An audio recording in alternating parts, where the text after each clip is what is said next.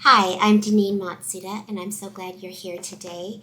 I do videos every week on ways to make our classroom experience more engaging and enjoyable for us and for our students. And we are down to 2 weeks left in the school year here in Southern California, and I'm wondering, how are you doing? We're hanging on. I know we're all tired. And I just want to share with you a really simple activity that will be so meaningful for your students. Every day, it's our goal to reach every single student, either academically, emotionally, a touch on a shoulder, somehow engage with each student every day. And I know there are nights when I lie in bed at night going through my classroom, going through all the desks and, saying, did I reach everyone? And it's very hard. I started using Post-its many years ago to help me with that because sometimes, for example, during lunch, I'll think of something that I'll want to share with a student. Maybe it's a book that we're both reading or something that they said or something that I saw them do. And I know that if I wait until I see them, there will be 5 other students who come in from lunch needing to talk to me immediately, and I could forget the opportunity, miss the opportunity.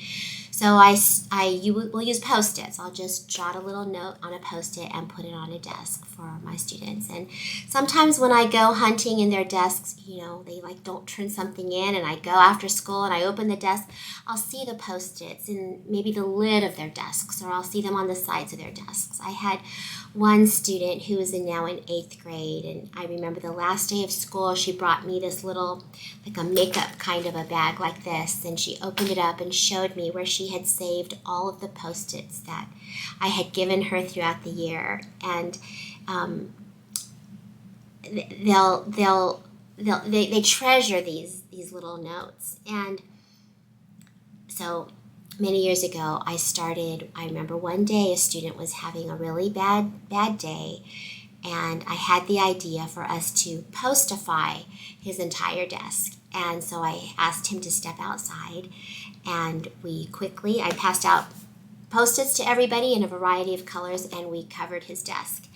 And we brought him back in, and he was just melted. He just melted. He bloomed. It was such a beautiful thing to see, and I knew that I had something special there. I did have to do some teaching. I always do some teaching before I do this activity. I choose the Post-it because it's small. It's not threatening. This doesn't have to be a formal letter. It can be a picture. It can be a joke. It can be just something that you appreciate about that person. A thank you. It doesn't have to be long. You can fill a Post-it with a picture and a thanks for being my friend, and it looks full. So the students never balk about doing this. They're always willing to do so. I've seen it go to next level. I've seen students, when a student's mother died a few years ago, the students covered her desk with Post-its, and it spilled onto her seat and the back of her chair. I had a university student that I had shared this with, and she texted me a couple quarters after she had been my student, and she had taken it to the next level and taken a student and postified the student on his body. And I wish I could find that picture. It's beautiful. But I do keep track of whose desk gets postified, so that by the end of the year, every single student has experienced this. And usually the students you'll see them gently just removing them all. I've seen them put them in their binders. One student told me that she sleeps in a bunk bed at home, and she had stuck the Post-its on the wall above her bed. But this week, Blake did something that I've never seen done. We call it postified. Another word for I just made up would be postification. But we did his desk at the beginning of the week. It was either Monday or Tuesday. And I noticed on Friday his Post-its are still on his desk. He doesn't want to remove them. And I've never seen a student do that. He needs that. this has somehow really made a tremendous connection with Blake. And so I wanted to share that picture with you so that you could see it. It's a very inexpensive and non-threatening way to have a really big impact. And there's just enough time left in our school year that you could do this for each of your students.